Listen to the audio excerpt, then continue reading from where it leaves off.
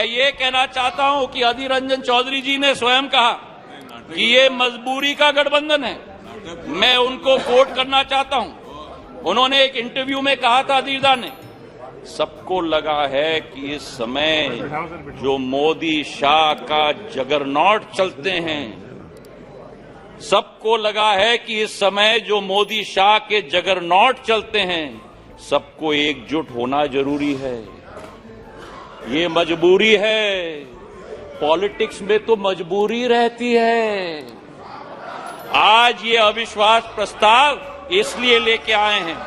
मैं ये पूछना चाहता हूं कि कौन सी इंडिया की आवाज ये उठाते हैं जब विदेश जाकर 2 इंडियाज की बात करते हैं? ये कौन सी इंडिया की आवाज उठाते हैं जब गलवान में हमारे सेना के शौर्य और उसी के साथ सर्जिकल स्ट्राइक पर उंगली उठाते हैं?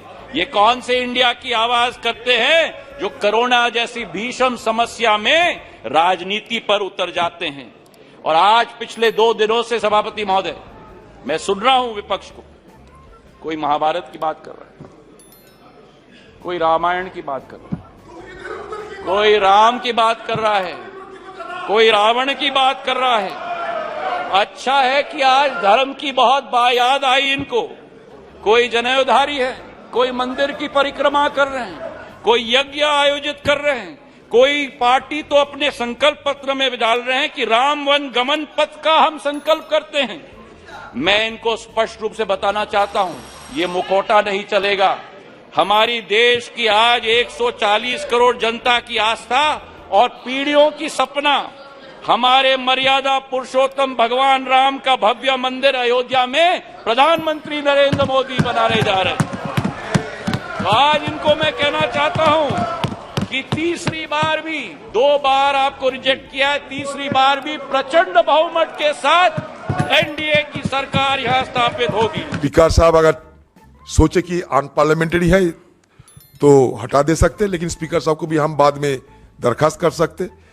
फिर ये रेस्टोरेशन करने की भी एक तरीका है। राजा अन्न मतलब, देखिए अपने समाज में, घर में, जहां भी जाए आप, हम अपना बात रखने में रूपक का इस्तेमाल करते हैं। ये हमारा भाषा की एक कला होते हैं, रूपक का इस्तेमाल करना। बाद में हम इटाली तो नहीं किया है।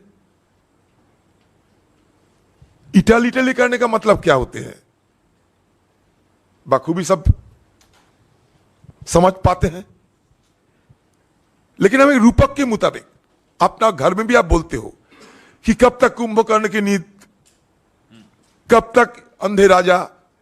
अगर जेब से ज्यादा पैसा खर्च करोगे तो लोग कहेगा हरिश्चंद्र बन जाओगे, तो क्या करें हम, किधर जाए? तो अगले दिन में ऐसा हो सकता कि हमारे देश की सरकार ये भगवा व्याकरण भी बना सकते कि कौन सा भाषा, भगवा शब्दावली भी बना सकते।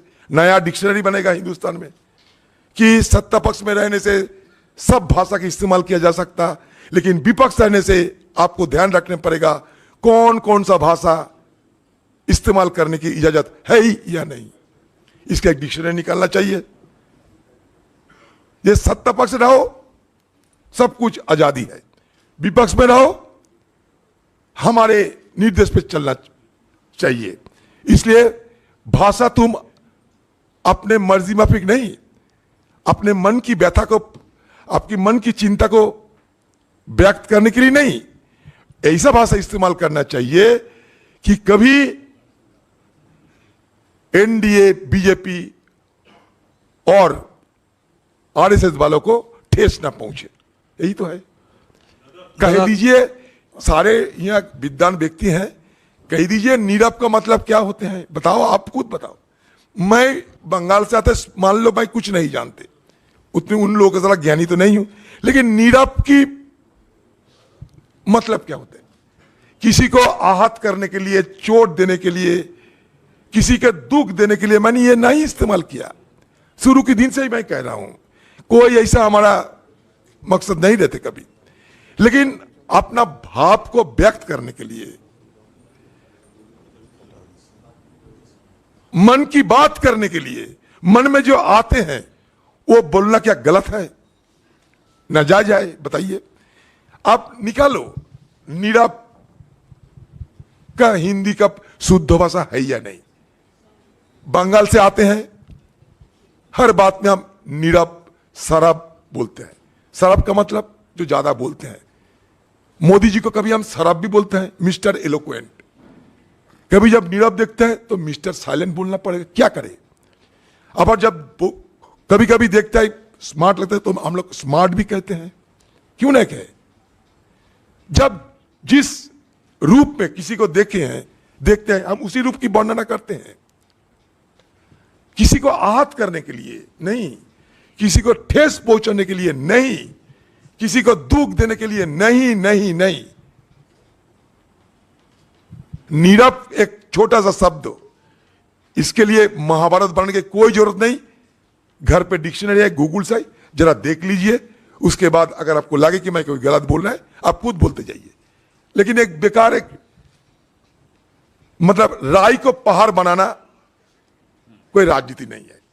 ये सब राय को पहाड़ बनाना चाहते हैं। वो भी अगर इनकी इजाजत है तो हम सदन में बोल सकते, नहीं तो वो भी नहीं बोल पाओगे।